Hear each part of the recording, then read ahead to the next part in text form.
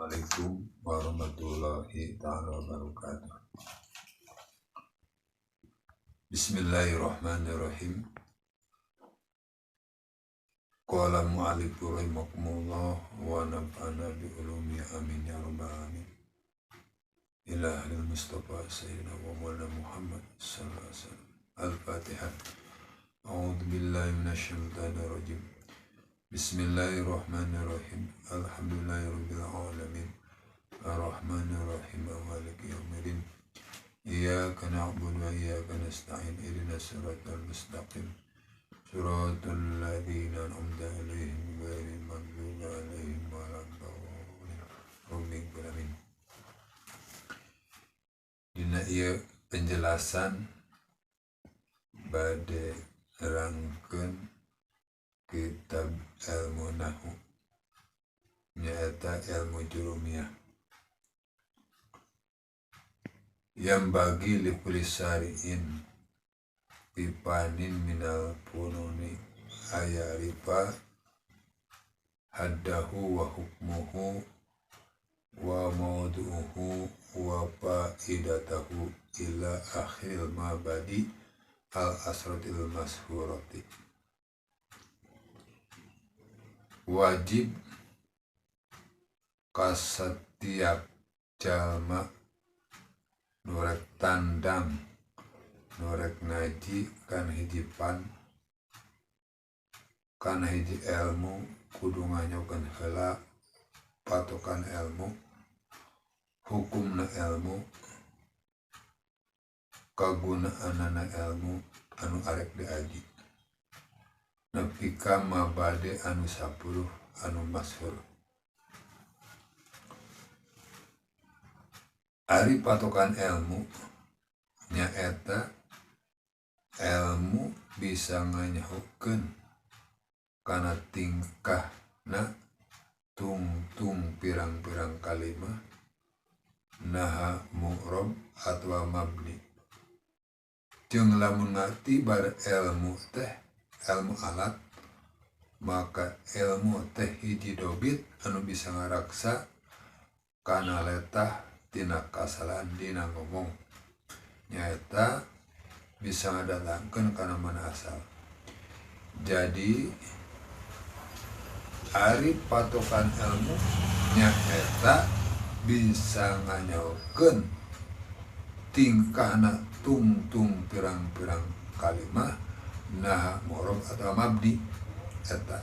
Jadi tujuanana kurang belajar ilmu nahwu teh nyata supaya bisa nganyakeun tungtung kalimah nah mu'rab na mabni, apakah dibaca rafa, apakah nasab, apakah jr, apakah jazm atau mabni. Mabni mah teu daekeun barobah nyata ngaranna mabni. Jeung lamun mati berilmu nahwu teh ilmu alat, ilmu hiji dobit anu bisa ngaraksa kana letah tah. Jadi ilmu nahwu teh bisa ngaraksa letah tina salah ngomong ya. Nyata bisa ngadalakeun kana mana asal. Kahiji tah patokan ilmu nahwu. Kadua ari mauduna ilmu nahwu nyaeta pirang-pirang kalimah basa Arab ringkasna mah ilmu anu ngabahas pirang-pirang tingkah basa Arab. Jadi mauduna ilmu nahwu nyaeta pirang-pirang kalimah basa Arab ilmu anu ngabahas pirang-pirang tingkah bahasa Arab eta ilmu nahwu. Katilu samrotuhu ari buahna ilmu nahwu nyaeta ngaraksa letah tina kasalahan dina ngomong jeung jadi pertulungan kana maham daun Allah nyata Al-Quran jeung dawan Rasulullah nyata hadis. Dah, jadi buahna ilmu nahwu teh ngaraksa letah tina salah dina ngomong jeung jadi pertulungan kana maham dawan Allah nyata Al-Quran jeung dawan Rasulullah nyata hadis. Eta tak kurang kudu nyaho ilmu nahwu.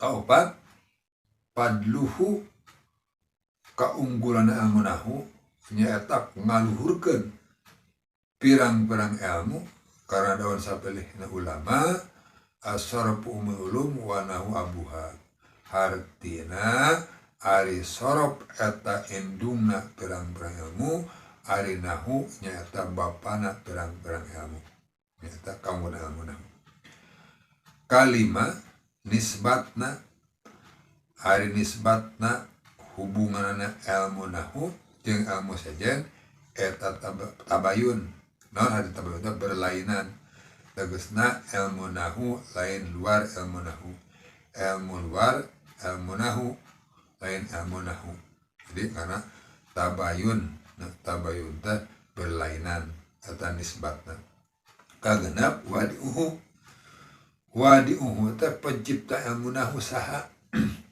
anu pencipta ilmu nahu teh nyata Abu Aswad Ad-Daula'i piwarangan Sayyidina Ali karamul wajhah aya penciptana ilmu nahu nyata Abu Aswad Ad-Daula'i piwarangan Sayyidina Ali karamul wajhah. Terus katujuh ismuhu ngarana nyaeta ilmu nahu atau ilmu Arab. Jadi ngarana ilmu nahu atau ilmu Arab. Nah, katujuh ta.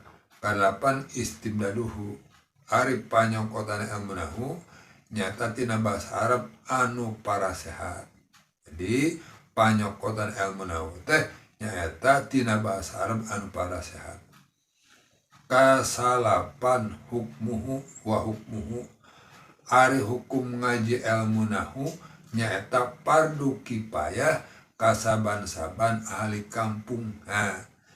Jadi lamun teu aya anu ngaji ilmu nahu maka dosanya aya weh nu ngaji ilmu nahu maka gugur dosana ngan ganjaran mah jang nu ngaji hungkul jang diajar hungkul ai ganjaran mah eta fardu kifayah nya.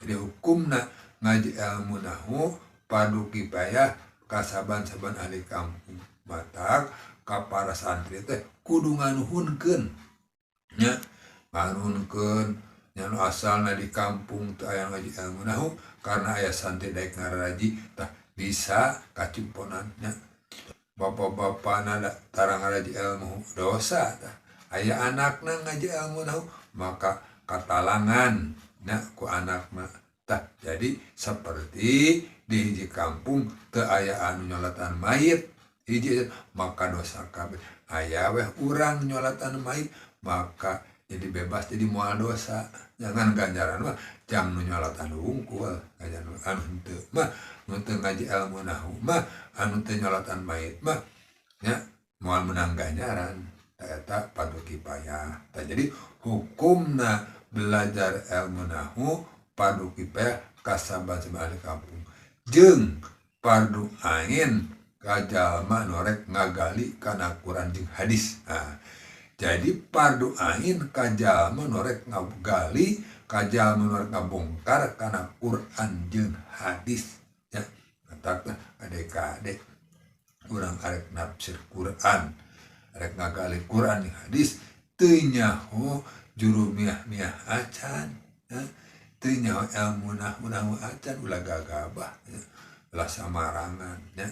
Matak kajalma anu arek ngabongkar Quran di hadis wajib fardu ain kana ngajina ilmu nahu eta.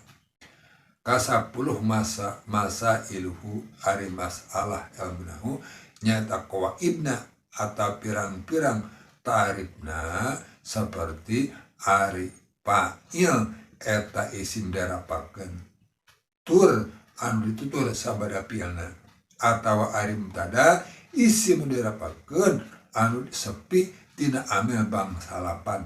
Tah ieu masalah ilmu nahu teh nyaeta pirang-pirang tarifna seperti kitu ari fa'il isim dirapakeun anu disebut fi'ilna nya ari mubtada isim dirapakeun anu sepi tina amil bangsalapan.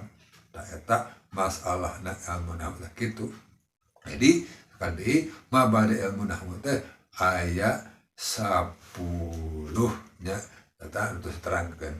Nah, terus ari penciptana di dia kitab Muhtasar Jidan Jurumiyah nyata anu ngarangna kitab Jurumiyah teh nyata Syekh Abdullah Muhammad bin Muhammad Adaud Son Haji nyata sokatlah Ustaz terima Syekh Son Haji nya tak anu ngarang ilmu Jurumiyah tanya lahirna tahun 672 pupusna tahun 723 jadi yuswana mun 50 tahun dipendemna di Babul Hadid di negara Pas di Jihad Maghrib ayeuna anu ngarangna nyata anu Jurumiyah teh Son Haji ya benan tata acana urang bade ngawitan kana babna Jurumiyah nyata kudu urang heulaanan nyaho mabadena ilmu nahwu jadi tah mabade ilmu nahwu teh aya 10 nya eta tenan saanggeus kitu saanggeus urang rangkeun kana mabade anu 10 maka di dieu urang ajak kana bismillahirrahmanirrahim nya cek santri mah mana bismillah teh bismillahirrahmanirrahim bismillahi kalawan nyebat jenengan Allah Ar-Rahmani anu maparing nikmat agung Allah di dunia Ar-Rahimi tur anu maparing nikmat alit Allah di akhirat tah cek guru kitu manana bismillahi kalawan nyebat jenengan Allah. Nah ieu kitab Jurumiyah dikawitan ku lapan bismillahirrahmanirrahim sabab nya urang ngalap barakah Al-Quran oge dikawitan ku lapan bismillahirrahmanirrahim layak jeung munasabah kajalma arek tandang tumandang dina hiji perkara maka kudu ngaos heula bismillahirrahmanirrahim bahkan kada kampung karena bismillahirrahmanirrahim upana anu diaji ya kullu amrin dibalin la yudaufi bismillahirrahmanirrahim bahwa akto nya abtar tiap-tiap perkara anu dibilang-bilang baik munggu sara maka kudu dikawitan ku bismillahirrahmanirrahim supaya barokah supaya ulah pegat dina rahmat Allah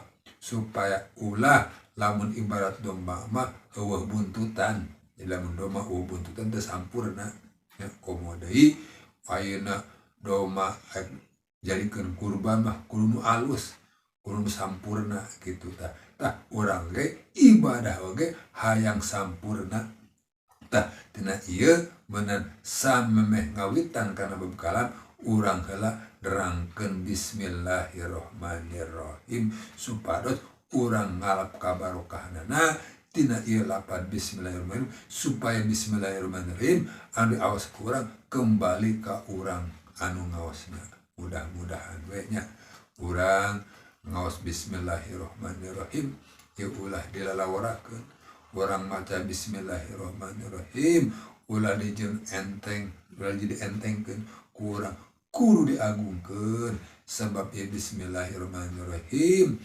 ya niat anu alus urang di mana-mana arek ngadamel naon kudu ngaos bismillahirrahmanirrahim insyaallah lamun urang niatna sae perjalanan bakal sae eta jadi ibadah karena waktos parantos urang tikadinya heula nya kana merenang insyaallah di lain kali disambung deui insyaallah dan ma'ala kadar ngawitan mudah-mudahan sing kenging kaberkahanana sakit wae wallahu alam bisawab.